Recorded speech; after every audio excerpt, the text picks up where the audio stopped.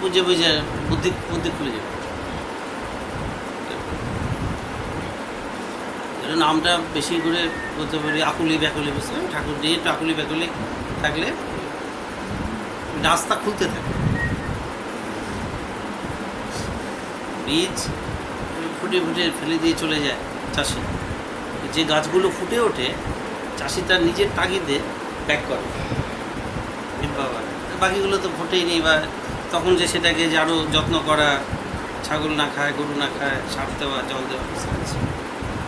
তোমার কাজ সুরটারে নিয়ে থাকা, ফুটলে চাষি তার নিজের দায়িত্বে তোমার বুদ্ধি খুলতে থাকবে, বুদ্ধি খুলতে থাকবে মানে ভিতর থেকে খুলিয়ে দেয়, এরপরেই করো এরপরেই করো।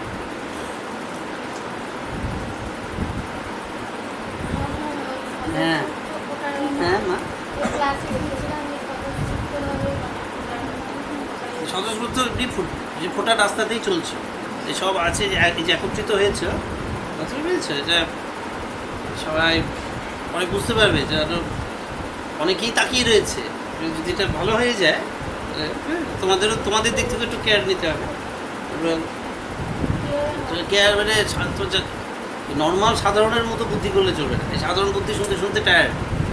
সাধারণের যে প্যাটার্নটা চলছে কোটি কোটি বছর ধরে,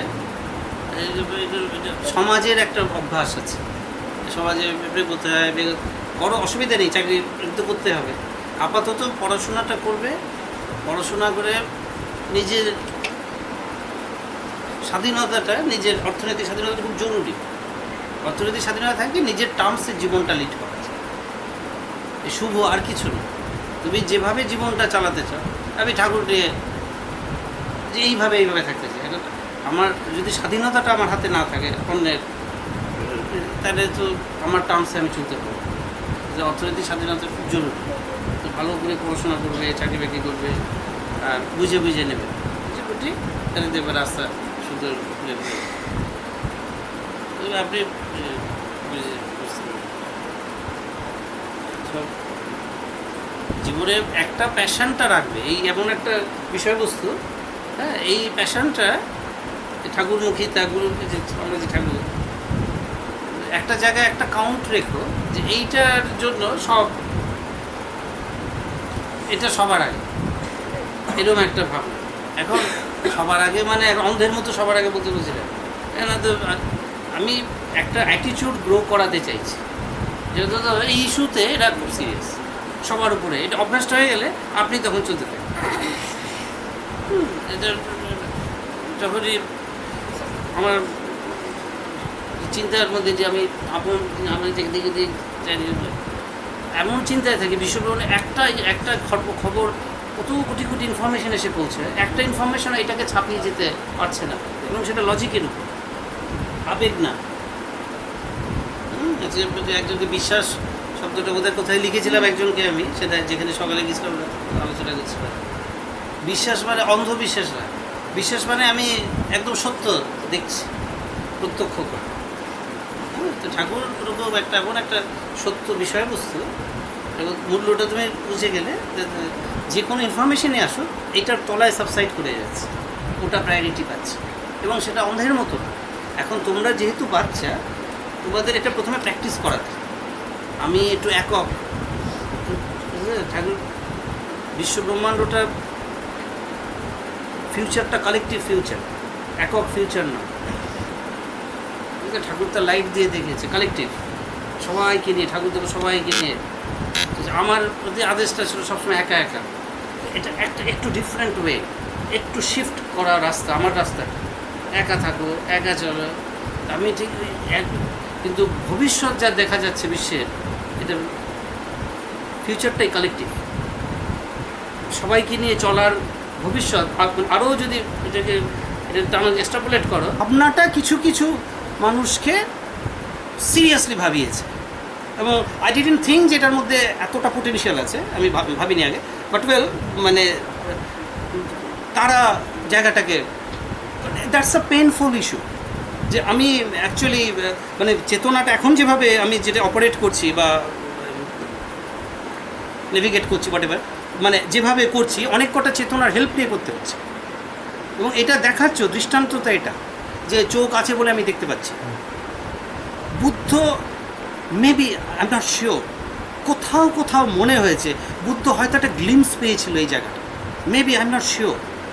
কারণ ওই জন্য বুদ্ধ প্রথমেই করলো কি, আত্মা ব্যাপারটাই ডিফাই করে দিল যে আত্মার অস্তিত্ব নেই। এখন যেহেতু বুদ্ধ বললো আত্মার অস্তিত্ব নেই, বুদ্ধ যে অ্যাঙ্গেল থেকে আত্মা দেখেছে, পরবর্তীকালে ওই লেভেলের মেধা কেউ ছিল না যে অ্যাকচুয়ালি ঠিক ঠিক জায়গাটা ঠিক ঠিক ধরতে পারবে। এ নিয়ে অনেক রকম ভার্সনস আছে যারা বুদ্ধের পরবর্তী। ন্যাচারালি ঠাকুর যে অ্যাঙ্গেল থেকে বলছে আমরা তো ধরতে পারছি না, আমরা বিপ্লবে চলে যাবো বা এতে আরও যে কিছু অ্যাঙ্গেলস আছে।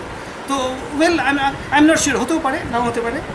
মানে তবে মানে খুব সলিড কেউ ধরেছে এমন কোনো প্রুফস নেই এখন যে এই জায়গাটা।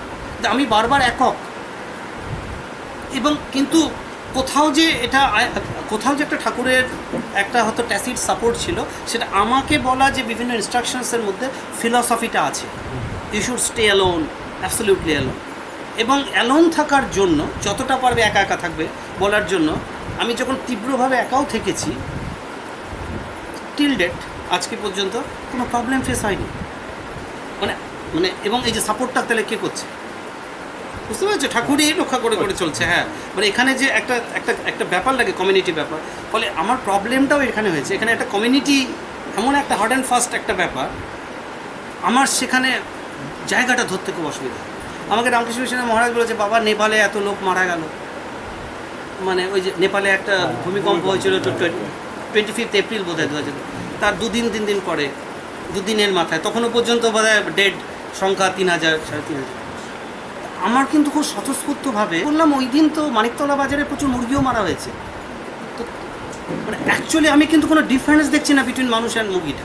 তো ওটা তোমাকে ভাবাচ্ছে না কেন? মানে আমার কথাটা বোঝাতে পারছি না। বুঝতে আমার কাছে এক্স্যাক্টলি যে যেরকম জিনিসপত্র দিয়ে কম্পোজিশন দিয়ে এরা তৈরি, এই ম্যান সুপিরিয়র এই জায়গাটা এত আমার কাছে আচ্ছা, আমি অন্তর থেকে বেরিয়ে আসলো। আমি সিঁড়ি দিয়ে নামছে, খুব বিরক্ত। সে আবার পরে আমাকে মেল করেছে, আরেকজন মহারাজকে মেল করেছে যে মানে বাবার, মানে আমাকে বাবা বলে, গোপাল বলে, বাবা বলে, যে আমি সিঁড়ি দিয়ে নামতে লাগলাম। সেদিন তো ধরো প্রায় 1000-5 রোববার যাবে, এই রোববার সোমবার হলে আরও বেশি মাছ টাছ মিলে, এবং তারা কেউ বলি প্রদত্ত নেয় বা তারা খুব স্বেচ্ছায় যাচ্ছে তা না, বা যারা যারা কিল্ড হচ্ছে তারা মানে আমার বক্তব্য যদি প্রয়োজন থাকে, প্রোটিন ডিফিসিয়েন্সি ঠিক আছে, তো জাস্ট একটা টেস্ট, আমার 10 মিনিট থেকে 15 মিনিটের একটা খাবার স্বাদ, তার জন্য একজনের অস্তিত্ব আমি পুরো কেড়ে নিলাম। আমি তুলনাটা এইভাবে আনতে চাইছি না। আমার যদি দরকার, প্রয়োজন, নেসেসিটি, ডাক্তার বলছে প্রোটিন রোজ একটা করে মুরগি খেতে হবে, আমি মাছ মাংসর বিরুদ্ধে না, আমাকে যে মাছ টাছি বোধহয় দেওয়া হলো না, আমি তাকাচ্ছি না কোনো দিকে, আমি খুব একটা স্পিডে অন্য ভাবনায় চলছি, আমি তাকাচ্ছি না এইসব দিকে, কিন্তু ভাবনাটা আমার এটা। ফলে যখনই বিবেক, এই শব্দগুলো আসছে, বিবেক, সেখানে এই যে ভিসাভি মানুষের মানে 4-5 জন মানুষ মিলে একটা সোসাইটি গঠন করলো, সে তার জন্য প্রাণ দিয়ে দিল, সে তার জন্য প্রাণ দিয়ে দিল, কিন্তু প্রাণ দিতে গিয়ে যে আরও কত প্রাণী মরা গেল বা ওটা কোনো মানে ওটা কোনো ইস্যু নয়। তো আমার কাছে যে চেতনা নিয়ে ডিল করবে, he or she should seriously handle total ব্যাপারটা কিনা। বুঝছি, এখানে যেমন আমরা আছি, আমার কাছে এখানে আরও কোটি কোটি আরও অনেকে আছে, আমরা দেখতে পাচ্ছি না। এমনি তো মাইক্রোবস আছে, ইউনিসেলার, বাইসেলার, আরও কত কী ঘুরে বেড়াচ্ছে, তারাও প্রাণ আছে, তারাও চেতনা আছে। ওই জন্য চেতনা শব্দটা আমরা আমাদের মতো করে সবসময় ডিফাইন করছি, আমাদের যে যে জায়গায় মানে রিকগনাইজ করতে পারছি, আইডেন্টিটি দিতে পারছি, ওইটা চৈতন্যময়। এখন আমরাই বা এত বড় ভাবব কেন যে আমাদের রিকগনিশনটাই একমাত্র ওয়ে, মানে যেভাবে মানে পরম চেতনা এক্সপ্রেসড হবে। তো আমাদের প্রবলেমটাই প্রবলেমটা নার্সিসিজম, প্রবলেমটা মেগালোম্যানিয়া। আমরা এত ইম্পর্টেন্ট, আমাদের চেতনায় আমরা যেভাবে বুঝবো সেটাই একমাত্র চেতনা না। তো মানে কথাটা বুঝতে পারছি। আরেকটু আমার মানে এটা, আমি মাছ মাংস বিরুদ্ধে না, মানে অন্যরকম যেন হয়তো বোঝাতে পারি। অ্যাবরিজিনাল বা ট্রাইবাল যেসব সোসাইটিস আছে সেখানে ওরা তো না, ওখানে কি ওরা যেমন প্রাধান্য দেয়, একটা বাঘ খাচ্ছে তো সার্ভাইভাল, হ্যাঁ এটা অ্যাবরিজিনাল যদি সার্ভাইভাল, কিন্তু ওখানে হয়তো ওরা আরো বেশি চেতনাকে প্রাধান্য দেয়। হ্যাঁ অবশ্যই অবশ্যই, হ্যাঁ অবশ্যই, রাইট একদম। মানে আমার বক্তব্য, আমাকে একটা লজিক দেখাতে হবে। আপনার আনন্দ অপরের দুঃখের কারণ না। বাজি পোড়ানোর আগে, কালী পূজার আগে কিছু মেসেজ আসে আমার কাছে, কে কী সব পাঠায় আমাকে এটা পাঠিয়ে দিল, না আপনার আনন্দ। তো ব্যাপারটা তাই, ব্যাপারটা আমার 15 মিনিটসের আনন্দ, তার জন্য আই নেভার থট যে একটা প্রাণ হ্যাজ বিন কিল্ড। এবার সেখানে আমরা পরের দিন খুব বড় বড় বিবেক নিয়ে আলোচনা করছি, মানে আমাদের সেন্সিটিভিটির জায়গাটা কম, ফলে আমরা চেতনা নিয়ে কথা বলার অধিকারী না। বা সে আবার চৈতন্য নিয়ে, কনসিয়াসনেস নিয়ে একটা বিশাল ডিবেট দিয়ে চলে আসলো, কিন্তু এতটুকুনও বদল হলো না।